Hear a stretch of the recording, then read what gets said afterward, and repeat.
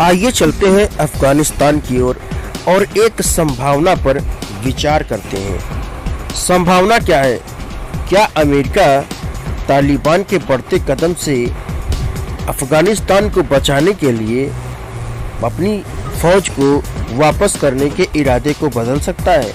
आज हम इसी संभावना पर चर्चा करने जा रहे हैं। आपको बता दें कि CNN ने खुफिया सूत्रों के हवाले से एक खबर में कहा है कि काबुल के बाहरी इलाकों में तालिबान के जल्द काबिज होने का अंदेशा पैदा हो गया है, लेकिन काबुल शहर पर तालिबान का कब्जा होने में अभी भी कुछ वक्त लग सकता है। ऐसा क्यों लग सकता है, देखते हैं। क्योंकि इसकी वजह तालिबान का भय है। कुछ राजनीतिक विश्लेषकों का मानना है कि इसकी वजह तालिबान का भय है कि अगर उसने यहाँ हमला किया तो अमेरिका उसके ठिकानों पर बमबारी कर सकता है।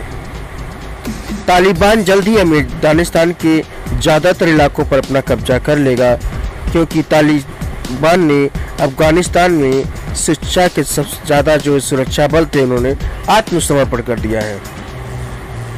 अमेरिकी खुफिया एजेंसी के एक ताज़ा आकलन में यह बातें कही गई हैं कि अब अफगानिस्तान पर तालिबान का ही कब्जा होगा।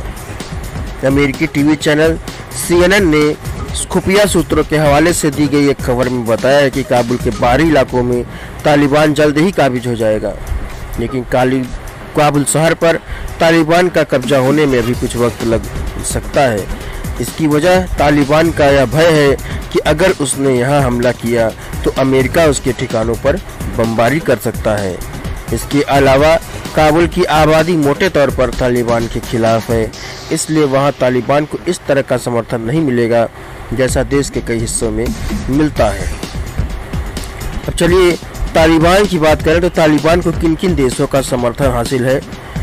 तालिबान को खुले तौर पर पाकिस्तान का समर्थन हासिल है और चीन का समर्थन हासिल है। और अमेरिका क्यों वापस जा रहा है? क्योंकि आप सभी जानते हैं कि अमेरिका में जो बाइडेन जो जीते हुए हैं चुनाव, वो वामपंथी से संबंध रखते हैं और वामपंथियों का मानना यह होता है कि किसी देश की सुरक्षा से उनको कोई विशेष लेना देना होता नहीं है। वो चीन को ही समर्पित करते हैं और चीन को चाहते हैं कि जो बाइडेन का प्रशासन चाहता है कि चीन इसमें शामिल हो जाए, तालिबान के साथ मिलकर के अपना काम करे। अब इसमें भारत के क्या कहता है? भारत में भी वामपंथी है जो कि चीन की गुण गाते रहते हैं, आप जानते ही हैं, इसमें बताने वाली कुछ है नहीं। आपने देखा होगा कि राहुल गांधी यदा कदा जो है चीन की यात्रा करते हैं और अगर उसका राजदूत रात में ही बुला दें कि चल बे इधर आ, तो राहुल गांधी रात को भी उनके मिलने के लिए चले जाते हैं। क्या यह संभव है कि किसी विपक्षी पार्टी के नेता को कोई राजदूत मिलाए और चला जाए लप लप लप लप करते हुए? तो यही वामपंथियों की हकीकत है। बहरहाल अमेरिकी आकलन के मुताबिक अगर तालिबान ने काबुल के चारों तरफ घेरा डाल दिया है तो अब बहुत से अफगान सैनिक उसके आगे समर्पण करने को मजबूर हो जाएंगे। अफगानिस्तान के कई शहरों और प्रांतों में अफगान सैनिक तालिबान के आगे हथियार डाल चुके हैं। वैसे CNN के मुताबिक अमेरिकी खुफिया एजेंसियों के एक हिस्से की राय यह भी है कि अभी तालिबान काबुल पर कब्जा करने में सक्षम नहीं है। अफगानिस्तान में पैदा हो रहे नए हालात को लेकर अमेरिका के जो राष्ट्रपति हैं जो बाइडेन, उन्होंने यह कहा कि हम इसको अफगानिस्तान को चीन को सौंपेंगे, लेकिन जैसे ही उन्होंने यह कहा उनकी इस कहने की बात से ही लोगों ने उनकी हंसी उड़ानी शुरू कर दी।